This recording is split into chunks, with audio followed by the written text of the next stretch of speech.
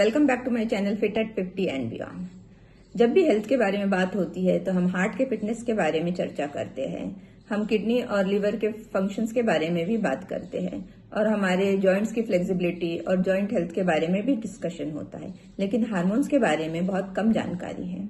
तो आइए आज हम जानते हैं कि हार्मोन्स क्या होते हैं और इनका हमारे हेल्थ पर क्या इम्पैक्ट पड़ता है। हार्मोन्स केमिकल मैसेंजर्स होते हैं जो हमारे बॉडी के अलग अलग फंक्शंस में हमारी हेल्प करते हैं। ये केवल हमारे फिजिकली नहीं बल्कि मेंटल और इमोशनल हेल्थ पर भी प्रभाव डालते हैं। हार्मोन्स बहुत ही माइन्यूट क्वांटिटीज में रिलीज होते हैं हमारी बॉडी में, और ये कब रिलीज हो गए ये भी समय इसका निश्चित होता है।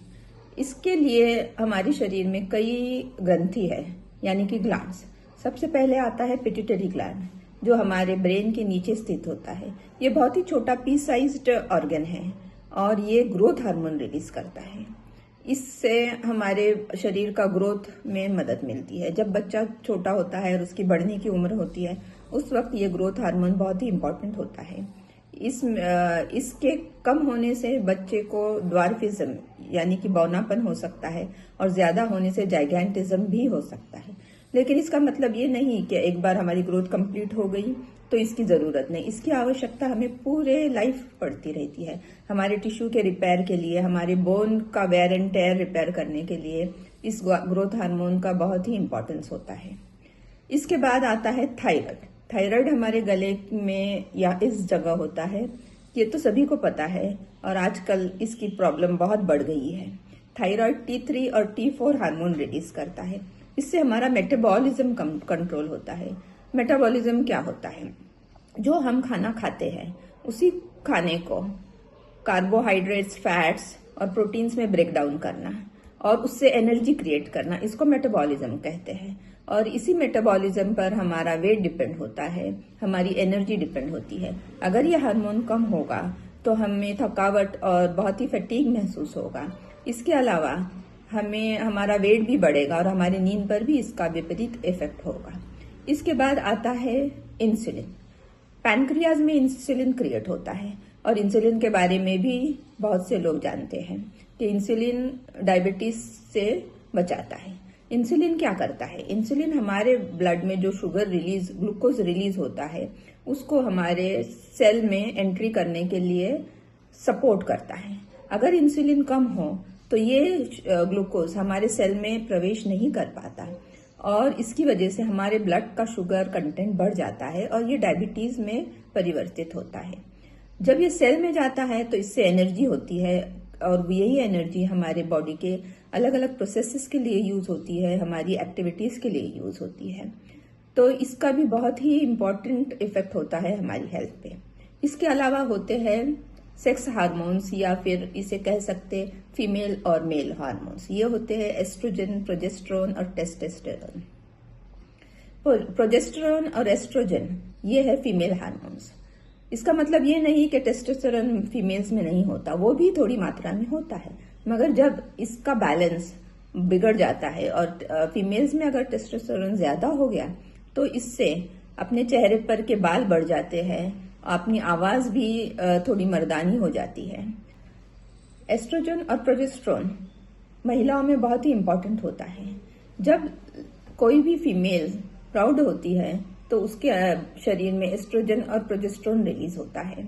इसी से उसके मेंस्ट्रुअल साइकिल्स शुरू होते हैं। इससे उसके स्किन में एक ग्लो आता है, उसके बाल में एक बाउंस आता है और उसकी खूबसूरती में चार चांद लग जाते हैं। वहीं ये एस्ट्रोजन अगर गड़बड़ा गया, इसके बैलेंस ठीक नहीं हुआ, तो उसके पीरियड्स पर उस विपरीत इफेक्ट होता है। PCOS, PCOD इस तरह के तकलीफ उसको शुरू होने लगती है।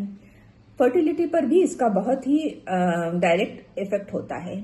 ये हमारे ओवरीज में एग्स रिलीज करते हैं और अगर ये हार्मोन ठीक से बन नहीं पा रहा है तो कंसीव करने में तकलीफ होती है। आजकल हम देख रहे हैं कि IVF क्लिनिक्स हर जगह जगह कितने उभर आए हैं और बहुत सारे दंपतियों को कंसीव करने में बहुत ही तकलीफ हो रही है और उनको आर्टिफिशियल मेथड्स का सहारा लेना पड़ रहा है। इसको हम नेचुरली अगर कंट्रोल करें तो ये सारी तकलीफें हम दूर कर सकते हैं और हमें इसके लिए आर्टिफिशियल मेथड्स यूज करने की जरूरत नहीं पड़ेगी। टेस्टोस्टेरोन एक मेल हार्मोन है जो स्पर्म्स क्रिएट करता है और आजकल जो बच्चे लैप पर लेकर बैठते हैं अपना लैपटॉप, सारा दिन काम करते रहते हैं, इसके वेव्स भी इस पर दुष्परिणाम डाल रहे हैं और इसके फॉर्मेशन को डिसरप्ट कर रहे हैं, जिसकी वजह से फिर फर्टिलिटी इफेक्ट हो रही है। और एक बहुत ही इंपॉर्टेंट हार्मोन है डोपामाइन। ये हमारा ब्रेन क्रिएट करता है और डोपामाइन से हमें खुशी मिलती है, सेटिस्फैक्शन मिलता है। जो हम काम करते हैं उसमें हमें इंटरेस्ट आता है। हम कई बार सुनते हैं किसी से कि भाई हमें अभी जो चीज पहले हम बहुत ही लगाव से करते थे, इंटरेस्ट से करते थे, अब उसमें हमें रुचि नहीं रही और हमें कुछ भी अच्छा नहीं लगता, उदास रहता है मन। तो डोपामाइन की कमी से ऐसा हो सकता है। अब ये सारे हार्मोन्स कितने इंपॉर्टेंट है हमने देखा, और ये हमारे वेलबीइंग के लिए बहुत ज्यादा जरूरी है। फीमेल्स में ये बहुत ही ज्यादा इंपॉर्टेंस रखते हैं कंपैरेटिवली, क्योंकि उनका मेंस्ट्रुअल साइकिल हो, उनका रिप्रोडक्शन साइकिल हो, चाइल्ड बर्थ हो या फिर मेनोपॉज हो, ये सारे टाइम एस्ट्रोजन्स बहुत ही खिलवाड़ करते हैं।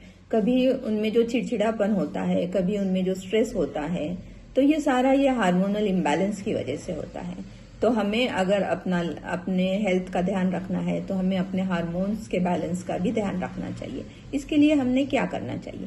पहला तो आता है डाइट। डाइट मतलब हमने क्लीन ईटिंग करना चाहिए। क्लीन से मेरा मतलब ये नहीं है कि आप नॉनवेज मत खाओ, आप चाहे वेज खाओ चाहे नॉनवेज खाओ, मगर उसमें केमिकल्स आजकल बहुत ज्यादा हो रहे हैं, खास तौर से हमारे देश में।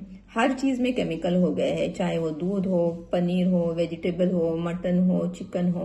हमें कोशिश करनी चाहिए कि जहां तक हो सके हमें नेचुरल ऑर्गेनिक चीजें ही खाएं। प्लास्टिक का यूज कम करें। प्लास्टिक, माइक्रो प्लास्टिक्स हमारे बॉडी में बहुत ज्यादा पाए जा रहे हैं। यहाँ तक कि ब्रेस्ट मिल्क में भी माइक्रो प्लास्टिक्स पाए जा रहे हैं। इसकी वजह से भी ये सारे प्रॉब्लम्स क्रिएट हो रहे हैं। दूसरी बात है एक्सरसाइज। एक्सरसाइज हम हेल्थ पर बहुत ही पॉजिटिव इफेक्ट्स डालती है। हम जब एलोपैथी लेते हैं तो उसके बहुत से साइड इफेक्ट्स होते हैं, ये तो हम सभी जानते हैं।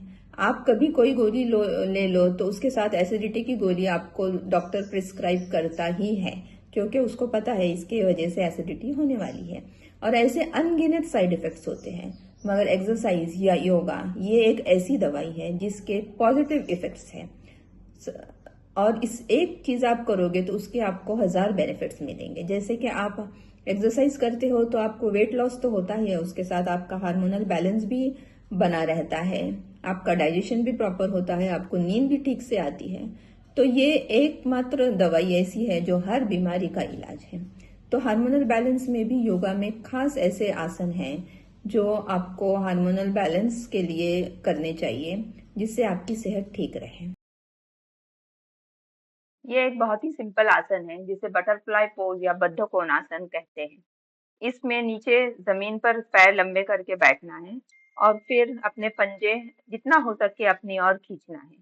इसके बाद घुटनों को बटरफ्लाई की तरह ऊपर नीचे उठाना है। ऐसा 30 से 60 सेकंड तक करना होगा और इससे आपके हार्मोनल बैलेंस पर बहुत ही पॉजिटिव इफेक्ट पड़ेगा। इसके अलावा और एक आसन है भुजंग आसन। भुजंग आसन में पेट के बल लेटना है और अपने हाथ के पंजे अपने शोल्डर के बाजू में रखकर धीरे से सर उठाना है। जितना ऊपर उठा सकते उतना ऊंचा उठाना है। इससे आपका स्पाइन तो ठीक होगा ही, इसके साथ साथ हार्मोनल बैलेंस भी बना रहेगा।